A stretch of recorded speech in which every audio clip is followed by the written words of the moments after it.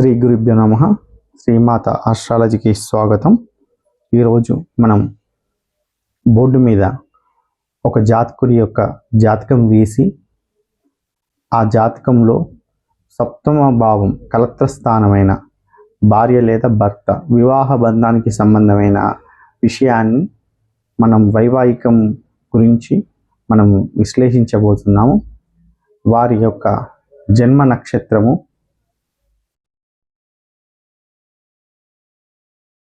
ధనిష్ట నక్షత్ర 2వ పాదం, మకర రాశి. చంద్రుడు మకరంలో ఉంటాడు కాబట్టి ధనిష్ట నక్షత్రం 2వ పాదం. వీరి యొక్క రాష్ట్రాధిపతి అయిన శని ధనస్సులో ఉన్నాడు. ధనస్సాధిపతి గురువు మిథునంలో ఉన్నాడు. మిథునాధిపతి బుధుడు సింహంలో ఉన్నాడు. కర్కాటకాధిపతి చంద్రుడు మకరంలో ఉన్నాడు. సింహాధిపతి రవి క్షేత్రంలో ఉన్నాడు. కుజుడైన మేషాధిపతి కుజుడు, వృశ్చికాధిపతి కుజుడు సింహరాశిలో ఉన్నారు. తుల మరియు వృషభానికి అధిపతి అయిన శుక్రుడు కన్యా రాశిలో సంచారం చేస్తున్నారు. కేతు సింహరాశిలో ఉన్నారు. రాహు కుంభరాశిలో ఉన్నారు. వీరి జన్మ లగ్నం సింహ లగ్నం.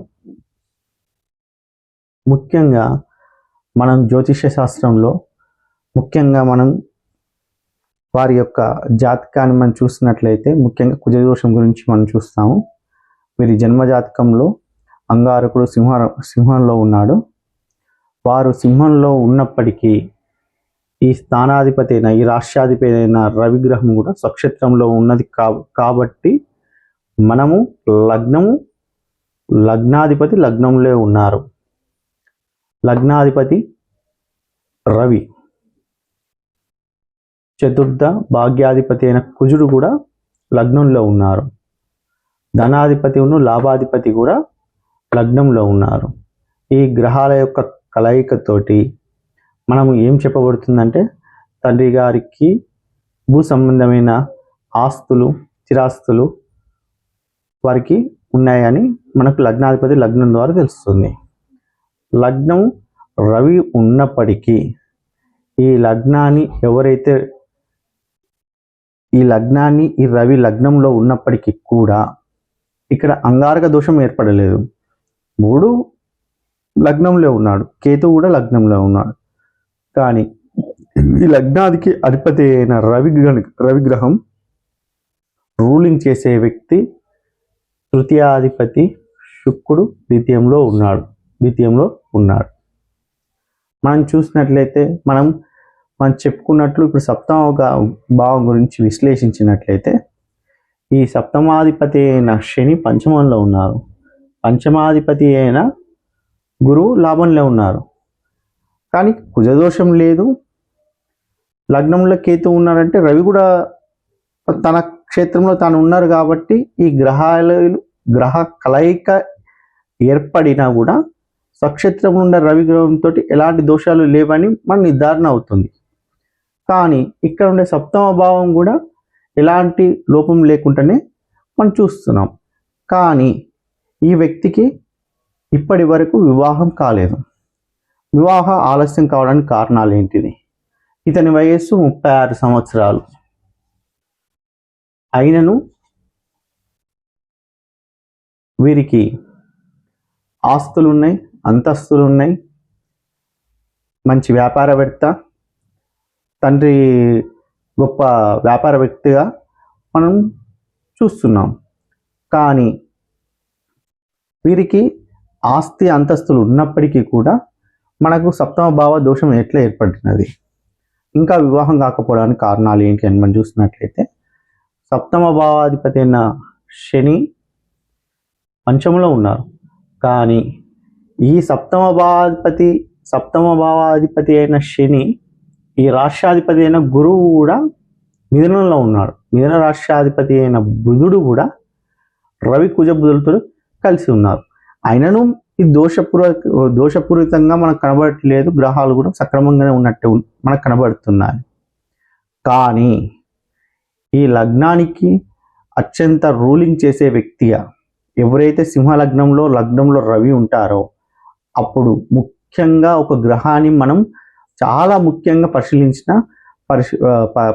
పరిశీలించవలసిన అవసరం ఉన్నది. దాని మూడుగా చూసుకున్నట్లయితే ఎప్పుడైతే రవికి తృతీయాధిపతి అయిన శుక్రుడు గనుక నీచబడ్డాడో ఈ లగ్నం మనకు పాడైపోయింది. ఒకవేళ తల్లిదండ్రుల ఆస్తులు ఉన్నప్పటికీ కూడా రాను కాలంలో అవి స్తంభించపోవడానికి కారణం అవుతున్నాయి. కాబట్టి ఇప్పుడు సప్తమాధిపతి ఎవరు మనం చూసుకున్నట్లయితే జ్యోతిష శాస్త్రంలో చూసుకున్నట్లయితే కలత్రకారకుడు శుక్రుడు అనుకున్నాం. తర్వాత సప్తమాధిపతిని తీసుకుంటున్నాం, పంచమాధిపతిని తీసుకుంటున్నాం, తర్వాత అష్టమాధిపతిని కూడా తీసుకోవాల్సిన పరిస్థితులు ఏర్పడతాయి. ఎప్పుడైతే ఈ సప్తమాధిపతి శని అవుతున్నాడో దీనికి సమాన న్యాయం సధర్మ అయిన న్యాయం చేసే వ్యక్తి కూడా ఇంకో గ్రహం కారకుడు కావాల్సిందే. వాళ్ళు ఈ గ్రహం ఇంకో గ్రహానికి ట్రాన్స్ఫర్ చేస్తారు.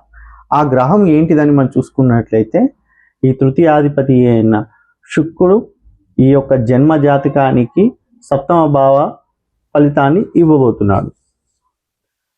శుక్రుడు వచ్చినప్పుడు మనం ఎప్పుడైతే మన శుక్రుడు మరి నీచబడ్డాడు కదా శుక్రుడు అంటే వాస్తవంగా శుక్రాచార్యుల వారు నీచలో ఉన్నారు కనుక వీరికి వివాహ ఆలస్యం ఏర్పడినది. ముఖ్యంగా ఈ దోషం చూసుకున్నట్లయితే వీళ్ళ తండ్రి గారి అయిన తాతగారికి 2 పెళ్ళిళ్ళు అయ్యే అవకాశాలు మనం ఉంటుంది. కాబట్టి ఈ శుక్రుడు ఈ లగ్నానికి ద్వితీయంలో మనం చెప్పుకున్నట్టు లగ్నానికి 2వ ఇంట కానీ 8వ స్థానంలో కానీ మన 12వ స్థానంలో కానీ ఒకవేళ ఏ లగ్నానికి అయితే సప్తమాధిపతి ఉంటారో వారికి వివాహ ఆలస్యం దోషంగా మనం పరిగణించుకోవాలి. కాబట్టి ఈ యొక్క జన్మజాతిక విశ్లేషణ మీకు నచ్చినట్టయితే మీరు లైక్ చేయండి, కామెంట్ చేయండి, షేర్ చేయండి, సబ్స్క్రైబ్ చేయండి. Thank you. స్వస్తి.